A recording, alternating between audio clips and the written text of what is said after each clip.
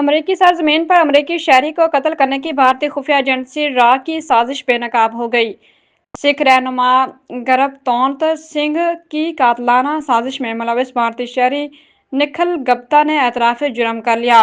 امریکی محکمہ انصاف نے بھارتی انٹیلی جنس ایجنسی اور مودی حکومت کی سازش کو بے نقاب کرتے ہوئے بتایا کہ نیو یارک کی وفاقی عدالت میں بھارتی شہری نکھل گپتا نے اعتراف جرم کر لیا ہے۔ وزیر اعظم شہباز شریف نے بنگلہ دیش نیشنلسٹ پارٹی کے چیئرمین طارق رحمان کو دورہ پاکستان کی دعوت دے دی۔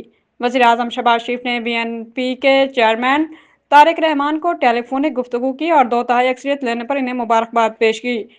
شہباز شریف نے بنگلہ دیش کے عوام کو عام انتخابات کے کامیاب انعقاد پر بھی مبارکباد دی۔ متحدہ عرب امارات نے پاکستان کے لیے $2 ارب قرض کے رول اوور میں 2 ماہ کی مزید توسیع کر دی۔ تفصیلات کے مطابق متحدہ عرب امارات کی جانب سے حکومت پاکستان کو $2 ارب کے قرض کی ادائیگی 2 ماہ کے لیے رول اوور کر دی گئی ہے۔